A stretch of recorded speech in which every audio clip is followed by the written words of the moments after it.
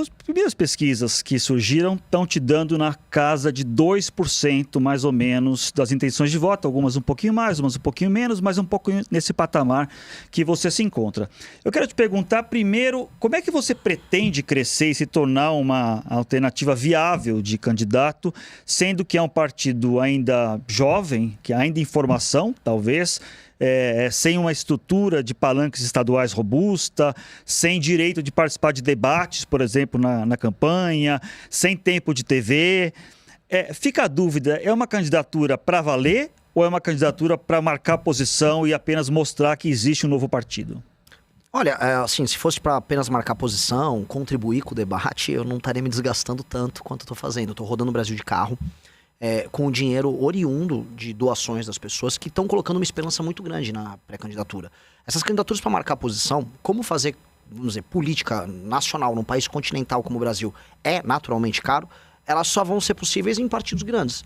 Então, num partido com uma missão, fazer de fato uma pré-candidatura, rodar um estado inteiro como nós fizemos no Ceará, Maranhão, Rio Grande do Norte, é só realmente sonhando em vencer as eleições. E o plano é bem claro, eu tenho um inimigo apontado, que é desconhecimento. Quanto mais as pessoas me conhecem, é fácil convertê-las para as nossas propostas. Então eu tenho que derrotar esse desconhecimento, né? Mesmo no MBL, quando, enfim, eu fui um dos fundadores do partido e do movimento, eu não era um dos 10 mais conhecidos. Eu sou uma liderança natural, eu fundei o partido, mas eu nunca foquei na minha própria marca pessoal, falar de maneira mais como um produto, vamos colocar assim. Então, quando eu comecei a rodar o Brasil, eu precisava encarar esse problema. E o que a gente viu? Alguns institutos, como o Atlas, me colocam entre jovens de 16 a 24 anos em segundo lugar. Quando a gente faz um recorte, homens entre 16 a 24 anos, eu estou em primeiro lugar. Ou seja, onde a minha mensagem chega fácil, ela consegue, vamos dizer, encantar corações e mentes. Há uma questão de linguagem, uma questão de geração, natural, faz parte do processo, mas a mensagem é muito forte. E aí houve uma preocupação, houve uma matéria sobre isso, do Lula com relação à perda de eleitores mais jovens para mim no Nordeste e dos Bolsonaro nesse mesmo sentido. Então, aqui aponta um sucesso da fórmula e é aí que eu pretendo crescer. Se eu chego nos 2 dígitos, e eu estou trabalhando para isso, tem até algumas pesquisas que já me colocam próximo dos 5%, saiu uma Nexus hoje com 4% e arredondando a última Atlas eu estava com 5%, que se eu seguir esse caminho, continuar me tornando mais conhecido no Brasil, eu busco os 10%. Se eu buscar os 10%, aí o jogo abre. Mas o senhor se declara de direita e faz críticas ao Bolsonaro, né? O senhor acha que dá para vencer atacando, digamos assim, o Bolsonaro mesmo? E porque uma avaliação que se faz é que esse racha, digamos assim, na direita acaba favorecendo o ex-presidente Lula. Entre Lula e Bolsonaro, dá para ter esses 2 inimigos? No caso do Flávio Bolsonaro, você não vai precisar desses votos dos bolsonaristas? Eu tô buscando um eleitor jovem, um eleitor... Primeiro, né? A gente tem que fazer, como se diz assim, tudo tem que ser por etapas na vida. Primeiro tem que buscar as pessoas que estão mais intelectualmente abertas a propostas diferentes. Novamente, eu não preciso convencer agora 50% do eleitorado. Eu tenho que buscar as pessoas que querem propostas novas. Isso se encontra entre pessoas mais jovens, pessoas que veem problemas políticos que atingem elas na vida, nas cidades, nos estados delas e que não veem respostas nem no Lula nem no Flávio. Se eu chegar numa pessoa no Maranhão que está sem esgoto na cidade dela ou um produtor rural que precisa levar a sua produção de uma cidade a outra, eles querem saber da estrada ou de um prefeito decente e não se vai haver anistia para a família Bolsonaro ou se vai vir um novo pé de meia. Então, entregar respostas para essas pessoas me dá acesso a um eleitorado que eventualmente é um eleitorado do Lula, ao eleitorado do Flávio. Em Santa Catarina, eu tomei eleitores do Flávio Bolsonaro, de maneira clara. E no Maranhão, eu fiz a mesma coisa com o Lula. Eu não estou preso nesses dogmas. Eu acho que é bem possível a gente buscar eleitor nessas 2 searas. E também é um eleitor independente. É um eleitor que está procurando uma proposta nova, uma agenda nova. E eu estou ressoando bem com eles. Só para, assim, finalizar de uma maneira interessante, saiu uma pesquisa Nexus, eu estava vendo ela hoje, e fala assim, se o Renan não for para o segundo turno, em quem o eleitor dele vota? 45% declara que votaria no Lula, 36% diz que votaria no Flávio e 20% no Lula. Ou seja, é uma espécie de um equilíbrio. Eu estou buscando eleitores em todas as searas. Eu acho que isso é sintoma de algo novo no ar. Tem algo novo acontecendo que escapa dessa dependência. Eu não vou precisar ficar fazendo igual o Zema ou o Caiado de... Para ter uma opinião, eles têm que pedir um pedágio pro Bolsonaro. Eu gosto muito do Bolsonaro, tá? Mas eu sou candidato. Eu não tô afim de fazer isso. O senhor tem, a gente percebe, uma estratégia digital muito ativa, né? Isso já vem, é um legado do próprio MBL, que sempre foi muito ativo em redes sociais, junto ao público jovem, e a gente percebe um esforço, como o senhor está falando, de se se tornar conhecido, de se colocar como candidato do grande público. E aí há uma estratégia de dar muitas declarações de impacto, fazer barulho, gravar vídeos que dão repercussão. Eu vou citar alguns exemplos aqui que eu colhi nas suas redes sociais de declarações muito polêmicas que o senhor deu e algumas até que levantam até questionamentos. Por exemplo, o senhor gravou um vídeo em Mossoró, no Rio Grande do Norte, em que o senhor fala que vagabundo se trata na bala, se mata, se elimina. Aí depois o senhor também deu uma declaração quando o senhor fala do Flávio Bolsonaro, que tem que acabar com a raça do Flávio Bolsonaro. Depois o senhor falou que era uma coisa mais assim, metafórica, mas enfim, está lá a declaração. Uma declaração famosa também é quando o senhor esteve no Maranhão dizendo que os maranhenses votam mal, por isso tinha que ter um interventor no Maranhão. Esse tipo de estratégia, né, de tentar chocar talvez a população, isso não pode se voltar contra o senhor lá na frente quando se for analisar se é um candidato sério, para valer, de credibilidade? Na verdade, e que não busca só lacrar, desculpa. Mas não é nenhuma lacrada, eu realmente acredito nisso. E não foi muito como estratégia. Se eu for olhar a estratégia clássica que os marqueteiros recomendam, eu deveria ir em Mossoró ficar falando, ô, povo bom, eu vou cuidar de vocês, que é a estratégia de 99% dos políticos, inclusive os da direita.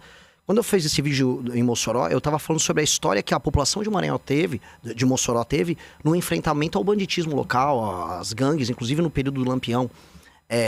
E puxar esse orgulho próprio, porque a população local hoje se vê vítima do crime organizado. Então a gente tem que puxar, inclusive, um orgulho histórico deles, e eu quero reviver isso neles. Quando eu falei do Flávio Bolsonaro, se eu falar em termos literais, seria o que acabar com a família Bolsonaro do norte da Itália, a etnia deles? Não é. Eu tô falando, novamente, de uma superação política de uma família que faz muito mal à direita brasileira. O terceiro ponto é o maranhense votar mal. Isso, e daí? E uma intervenção, um interventor, quer dizer, você acabar com a eleição direta para governador. Em última instância, a gente está trazendo essas discussões, sim. Qual foi o aspecto positivo das classes políticas do Maranhão para o Maranhão? Da sequência Sarney e Dino, as duas grandes, vamos dizer, os dois grandes exemplos de modelos políticos oligárquicos locais. Eu vi todos os municípios que eu pude visitar no Maranhão. A classe política do Maranhão ela é parasitária. E eu estou propondo uma reforma que eu estou chamando de lei de responsabilidade gerencial, que endereça essa questão nos municípios e nos estados. E a última punição é a ideia de colocar um interventor no município, não punição para a classe política, porque a população seria uma libertação. Mas todas as ferramentas que a gente faz são ferramentas para melhorar o regime democrático, porque a democracia não existe no Maranhão. Falar que a gente tem um regime democrático no Maranhão é acreditar assim, contra a carochinha. Boa parte das pessoas votam porque vendem o voto ou estão sendo cooptados durante o período eleitoral. Elas trabalham com sistemas de incentivo durante o período eleitoral de, basicamente, tem um emprego na prefeitura, fazem contratações às vésperas das eleições, essa é a nova moda. Shows dos mais estúpidos, dos mais inúteis. A gente está falando de mais de 5 bilhões de reais gastos em shows e festas locais. Mas acabar com a democracia é uma maneira de resolver a democracia? Não é acabar com a democracia. Se você não tem um governador eleito? Não estou falando isso. Estou falando, eventualmente, se você não consegue cumprir indicadores básicos no município... Vamos dar um exemplo. Eu visitei Marajá do Sena. Os índices de desenvolvimento humano são baixíssimos em Marajá do Sena. Não há atividade econômica concreta em Marajá do Sena. Primeiro, então, entra um prefeito Marajá do Sena, eleito, bem constituído, e esse prefeito tenta entregar esses indicadores, que é o que a gente quer estabelecer na nossa lei de responsabilidade gerencial. Se esse prefeito consegue entregar os indicadores, muito bom. Agora, o que ele não vai poder fazer, é o que eles fazem hoje, ele pega uma prefeitura com 10% de saneamento e entrega com 9% de saneamento. Os sistemas, vamos dizer, de prover água, ou vamos colocar a educação no ranking do Saeb, baixíssimos. Ele não melhora nada. Só que chega a véspera da eleição, ele compra o voto da população e se reelege. Pois bem, se ele não cumprir indicadores mínimos, ele não vai poder participar da reeleição. Outra pessoa participa da eleição. E os indicadores e o sistema a gente está desenhando para ser uma legislação muito simples e objetiva, com critérios que qualifiquem a democracia. Porque hoje, em lugares onde as pessoas são muito humildes, elas vão votar pensando no estômago, com medo de perder o emprego, com medo de perder a renda, porque a classe política local, parasitária ela própria, não liga para a melhoria na vida dessas pessoas. Então, a democracia, nominalmente há, mas de fato não há. A democracia, quando surgiu na Grécia, ela tinha como pressuposto a ideia de que eram homens livres participando disso. Infelizmente, boa parte da população nos lugares mais pobres do Brasil não são tratados como pessoas livres. São tratados como vassalos. E a gente precisa entregar a cidadania para essas pessoas. Mas o senhor não acha que, de certa forma, é tirar o poder do voto dessas pessoas? Porque se tem uma coisa na democracia que a gente tem que vale para pobres, ricos, mulheres, homens, é o voto. E aí, se o senhor avalia, olha, esse prefeito não fez um bom trabalho, então agora a população não vai ter direito a votar nele. Não fica estranho essa intervenção com a democracia? Muito pelo contrário. Novamente eu falei, uma intervenção no município é só num caso muito grave, em que aquele município não está atingindo por 8 anos um indicador de desempenho. Agora, nos primeiros 4 anos, se um prefeito não consegue entregar essa melhoria nos indicadores de desempenho, e aí ele aparece na pesquisa com 50%, 60%, entendam, essa é a regra. É isso que acontece em todo o Brasil. Os prefeitos nessas cidades pequenas, com péssimo IDH, eles se reelegem. O que eu estou fazendo é, olha, esse prefeito não vai poder concorrer à reeleição. Não melhorou um indicador, vive de repasses federais e não consegue melhorar a vida das pessoas. Aí as pessoas votam por quê? A gente sabe que a regra nesses lugares é a compra de voto. Então não há democracia ali.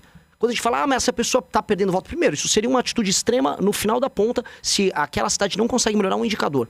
E por um pequeno período de tempo até a gente conseguir recompor esses indicadores. Se isso, antes disso não for feito, a gente vai continuar vivendo a ilusão, que é uma ilusão que a gente acredita desde 88, que existe democracia em Marajá do Sena. Não existe democracia em Marajá do Sena.